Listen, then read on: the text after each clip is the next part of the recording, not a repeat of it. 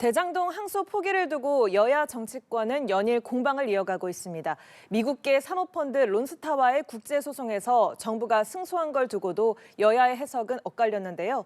관련 내용 포함한 정치권 이슈들 박창진 더불어민주당 상근 부대변인, 이창근 국민의힘 하나물 당협위원장 두 분과 이야기 나눠보겠습니다. 어서 오십시오. 네, 안녕하세요. 네. 저희 대담에 들어가기 앞서서 현재 진행 중에 좀 큰 사건이 있어서 이 이야기 잠시 나누고 본격적인 대담 시작해 보겠습니다. 지금 신안 여객선 좌초 사고와 관련해서 김민석 국무총리가 승객 전원을 신속하게 구출하라라고 긴급하게 지시를 내렸고요.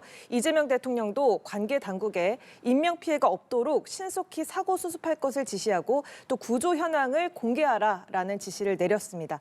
이런 정부 대응에 대한 두 분의 의견 좀 짧게씩 한마디씩 듣겠습니다. 네, 국민 안전과 생명 보호라는 책무가 정부에게 있습니다. 가장 막중한 임무이기도 하고요. 그렇기 때문에 총력을 다해서 정부가 할 수 있는 역량을 다 쏟아 부어야 된다라고 생각합니다. 예.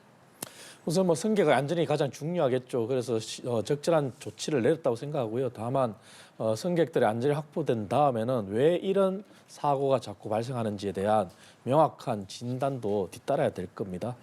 예, 알겠습니다. 이제 본격적으로 정치 소식 짚어보도록 하겠습니다.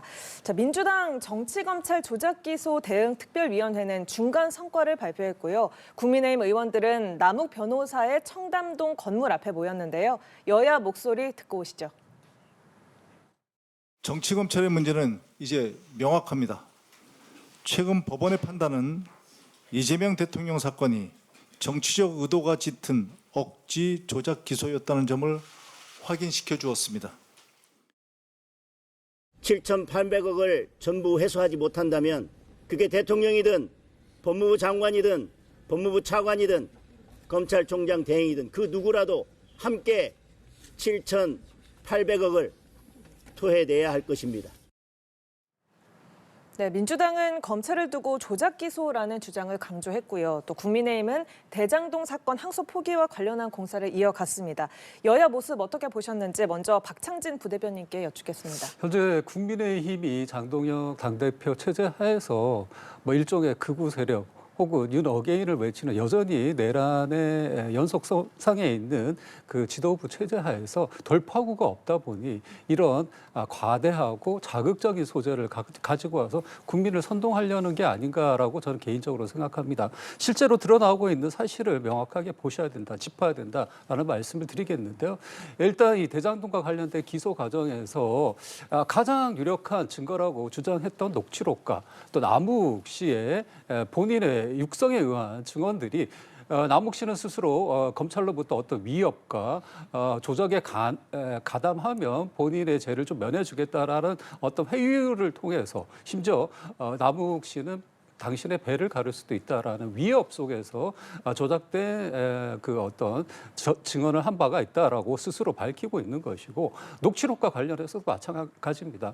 재창이 형이라고 얘기를 했는데 이걸 두고서 정진상이라고 말을 바꾼다던가 미래 신도시라는 말이 어떻게 지금 윗선에 있는 사람들이라는 언어로 대체되는 이 과정들은 우리 국민들이 익히 윤석열 정권 하에서 겪어봤던 바이든 날림병과 같은 일종의 국민 전체를 우롱하고 국가 체제 자체를 우롱하는 조작의 어떤 향기가 풍기고 있다라는 것이 저희의 진단인 것이고요. 이 과정에서 지금 항소 자재에 관련된 얘기를 계속 꺼내고 있는데 이 항소 자재와 관련해서는 이재명 정부가 처음부터 밝힌 바가 있습니다. 우리는 국가가 무도한 권력을 가지고 억울한 피해자를 만들어내는 이 맥락 없는 기소는 하지 않겠다라고 밝힌 바가 있고요. 이 기조를 계속 유지하는 것으로 국민들은 아마 이해하실 겁니다. 이 과정에서 지금 이제 대장동으로 인해서 발생한 수익을 어떻게 회수할 것인가는 문제를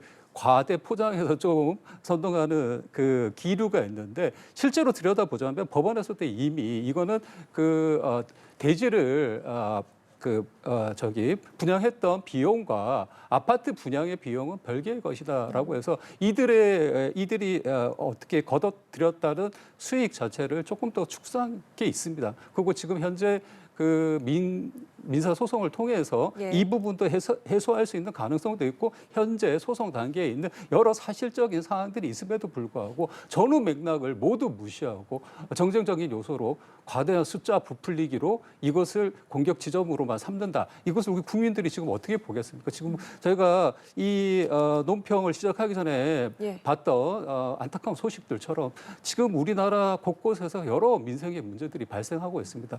이제는 정쟁을 좀 멈추시고 내란이라는 그 사태로 이어졌던 국정 공백의 기간들을 저희가 극복하고 민생이라는 본연의 정치의 역할로 돌아가야 될 때가 아닌가. 이것을 국민들이 저는 가장 크게 원하고 있을 것이다. 이렇게 생각합니다. 네, 여당은 검찰개혁 필요성을 주장하고 있는 상황이고 한편 국민의힘은 7,800억 토해내라 범죄 수익 환수를 주장하는 모습입니다. 여야가 좀 각각 주장하는 핀트가 조금 다른 듯한데 어떻게 보십니까? 아니 대장동 항소 포기가 왜 극우와 내란과 연결시키는지 저는 이해할 수가 없어요. 그리고 민주당이 정치 검찰의 조작 기소라 그러는데 정치 검찰의 조작 기소면은 김만배, 유동규, 남욱 이 모든 일당이 다 무죄를 받아야죠. 아니잖아요. 다 실형을 받았고 법정 구속이 됐잖아요. 그리고 중요한 부분은 검찰이 분명히 다툼의 여지가 있는 부분이 있잖아요. 이것은 제가 하는 얘기가 아니라 1심 재판부의 판결문입니다. 그 얘기 중에 가장 중요한 부분이 윗선이라고 얘기했잖아요. 근데 그 윗선에 대해서는 밝혀지지 않았어요. 그럼 그 윗선이 누군지에 대해서는 분명히 검찰이 다툼의 여지가 있는 것이고 두 번째, 100번 양보해서 1심 재판부는 택지 분양 수익에 관해서 언급을 했어요. 그게 총액이 약 6천억 대요. 근데 성남시가 1,800만 환수를 했고 4,200억이 부당 이익이잖아요. 하지만 그 부당 이익에 대해서 배임은 배임인데 배임의 금액이 얼마인지를 특정하지를 못했기 때문에 업무상 배임이 안 되는 거잖아요. 그런데 통상적으로 택지 조성 분양 이익에 대해서는 50% 정도가 시행하는 기관이 가져가는 게 통상적이에요. 하지만 그게 50%라 그러면 3천억 가까이 돼야 돼요. 하지만 성남시는 1,800억밖에 안 되지 않습니까? 그런 다툼의 여지가 있는 부분에 대해서 항소 포기가 부당하다고 주장하는 것이 왜 어떻게 그게 부당한 거죠? 그리고 그게 왜 정치검찰이 조작 기소죠? 정치검찰이 조작 기소면 다 무죄를 받았어야죠. 그래서 민주당이 주장하는 것은 너무나 어처구니가 없는 거예요. 그래서 이 부분은 스스로 검찰이 환수할 수 있는 이익도 포기한 것이고 형사상에 더 이상 이익을 묻지 못한다면 민사상에 이익을 회수할 수 없다는 게 거의 정례잖아요. 거의 나와 있는 사실이에요. 그렇기 때문에 문제를 제기하는 거죠. 네, 오늘 좀 중요하게 다뤄볼 만한 이슈 중 하나 법무부가 서울중앙지검장에 박철호 검사를 임명한 건데요. 특수통으로 꼽히는 박 검사장이 대장동 항소 재검토 의견을 전달한 걸로 알려져 있습니다. 일각에서는 이번 인사를 두고서 법무부가 논란에 정면 돌파하겠다는 의지를 보여준 거다라는 해석도 있던데 법무부의 뜻 어떻게 해석해 봐야 될까요? 법무부도 마찬가지고 저희 여당 또 정부도 마찬가지입니다. 그래서 저희가 뭐 이 건과 관련해서 국정조사하자라고 지금 야당에 그 협의를 요청한 바가 있고요. 지금 막상 이 안이 나오고 나니까 회의에 적극적으로 참여하지 않고 또 딴지를 부리는 게 국민의힘의 지금 자세다라는 말씀을 드리겠고요. 법무부의 이번 인사와 관련해서 당연히 법무부는 공석이 발생했을 때 예. 인사를 내야 되는 것이고 그것이 우리 뭐 야당에서도 계속해서 얘기하고 있는 사법의 어떤 수사와 기소의 기능을 마비시키지 않는 일 아니겠습니까? 그래서 적재적소에 그 사람들을 배치한 것이고 이번 일도 마찬가지입니다. 공석이 생겼고 자진 사퇴를 한 일이 생겼기 때문에 예. 그 자리를 공석으로 놔뒀을 때 우리 국가가 위기 대응 능력이라든지 뭐 다시 한번 말씀드리지만 오늘 같은 그런 일들이 발생했을 비상사태가 발생했을 때 어떻게 대응할 것인가라는 박중한 책임이 국가 정부에게 있기 때문에 한 조치다라고 말씀드리겠습니다. 네, 마찬가지로 박철호 검사장의 핵심 보직 복귀 어떻게 보셨는지 그리고 또 이번 인사를 계기로 추가 사퇴가 이어질 가능성 어떻게 보십니까? 저는 민주당과 법무부의 자기 모순이라고 생각해요. 왜냐하면은 그간에 민주당이 검찰을 비난할 때 가장 많이 썼던 말이 특수통 검사의 정치 검사라 그랬어요. 이번에 신임 중앙지검장 특수통 출신 아닌가요? 자기 모순이죠. 두 번째 또 자기 모순은 민주당이 정치 검사의 정의를 명확히 내려줬어요. 이 얘기는 뭐냐? 본인들의 뜻에 반하는 검사는 다 정치 검사인 거예요. 본인들의 뜻에 찬성하는 검사는 정치 검사가 아닌 거예요. 이러한 모순점을 적나라하게 보여준 거죠. 그래서 대장동 항소 포기와 관련해서 강하게 의견을 개진했던 사람을 중앙지검장에 앉혔다? 과연 국민들이 또 검찰 내부에서 납득할 수 있을까요? 저는 납득하기 힘들다고 보고요.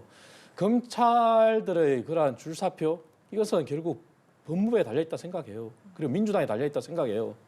민주당이 주장하는 것처럼 만약에 그러한 검사들의 정당한 이의 제기를 항명으로 계속 주장하고 정말 인사조치를 한다?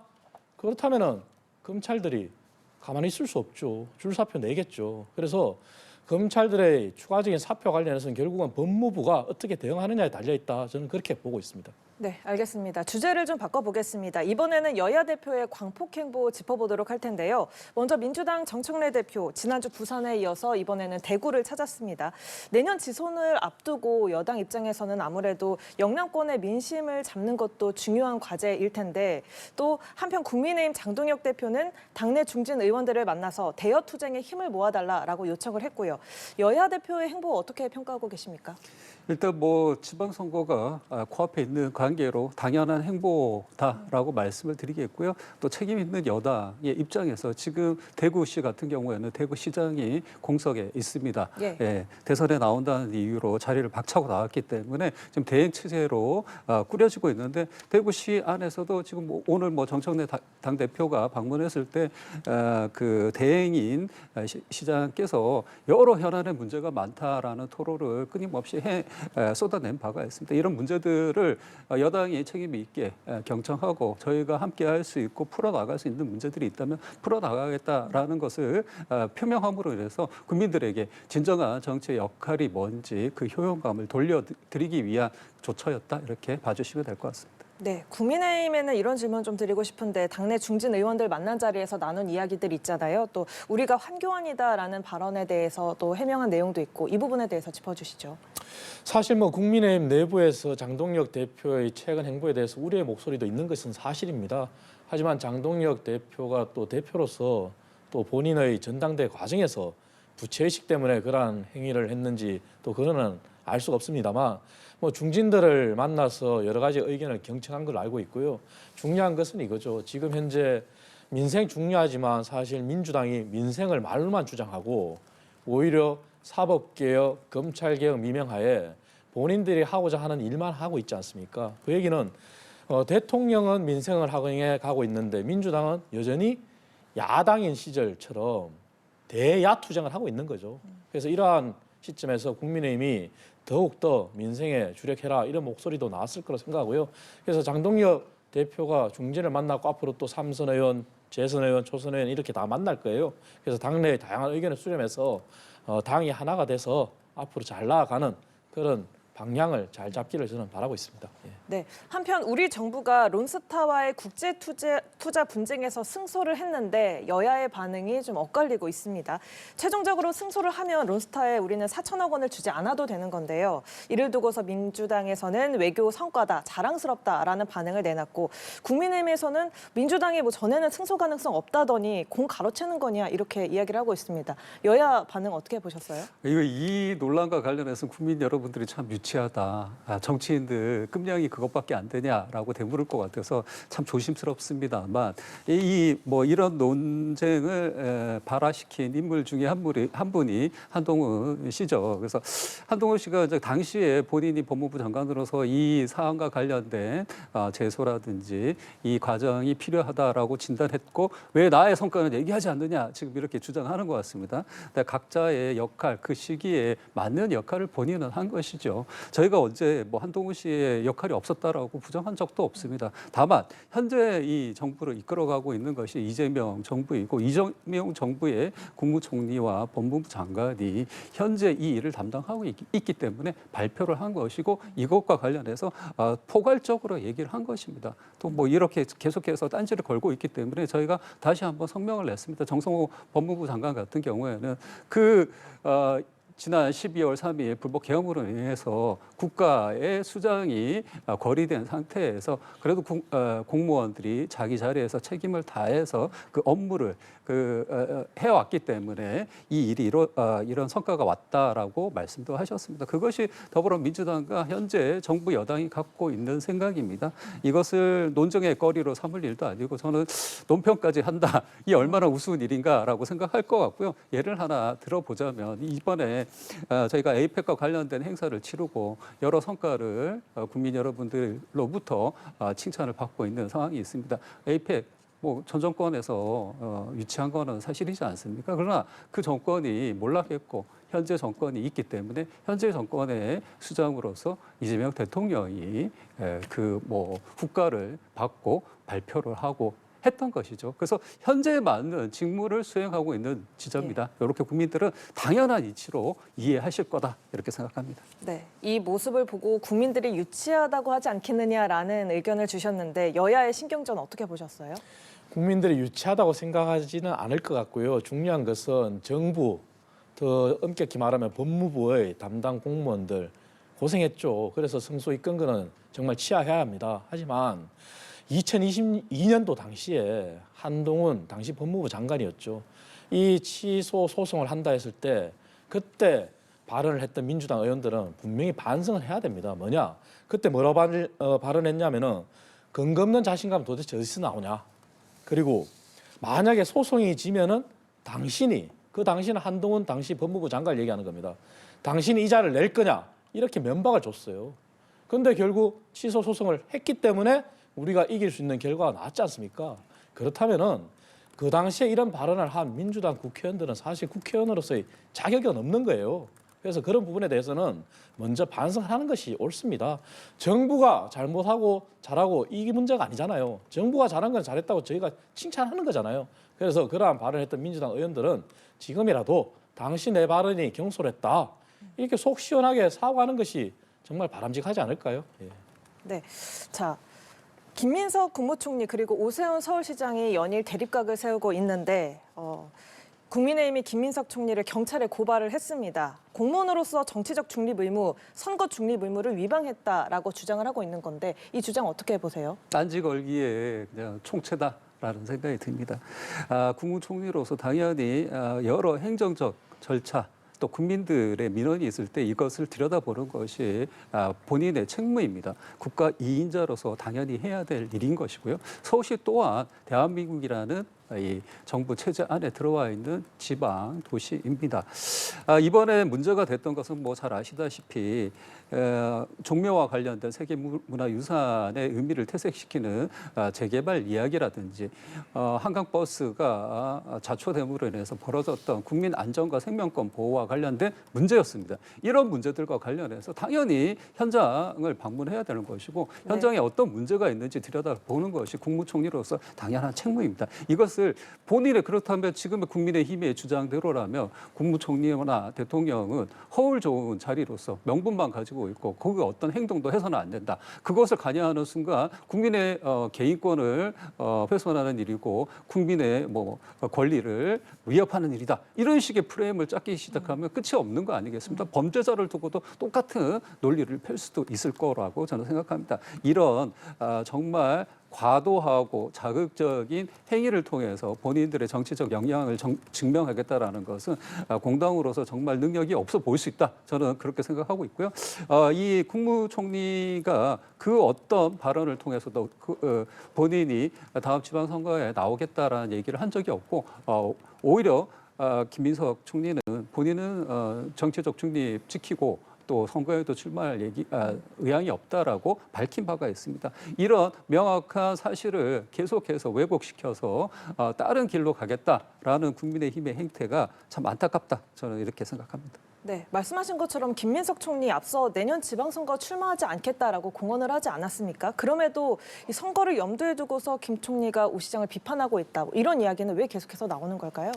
김민석 총리가 선거에 출마를 하든 안 하든 그거하고는 관계가 없습니다. 중요한 것은 김민석 총리도 공직자예요.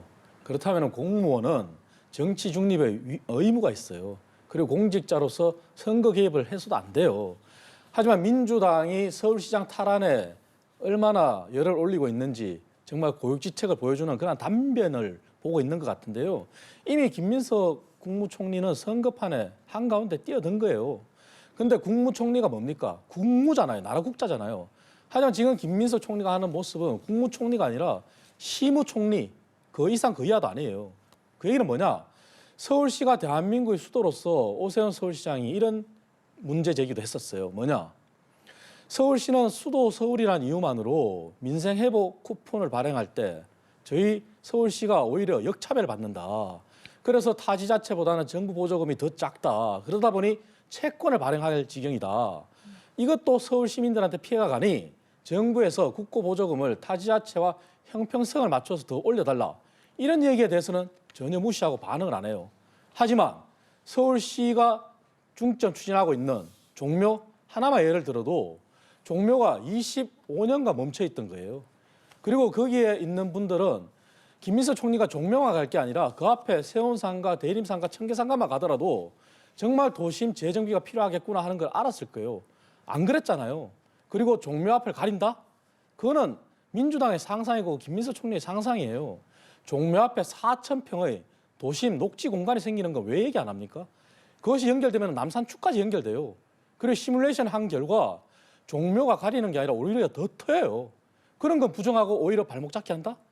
국무총리로서 합리적 비판하는 것도 아니고 오히려 정말 잘못된 거죠. 그래서 김민석 총리 이미 정치의 한복판에 뛰어들었고 이럴 거면은 총리를 그만하는 게 맞아요. 예, 여기까지 듣고 마무리하겠습니다. 지금까지 박창진 더불어민주당 상근 부대변인, 이창근 국민의힘 하남을 당협위원장 두 분과 함께했습니다. 고맙습니다. 감사합니다.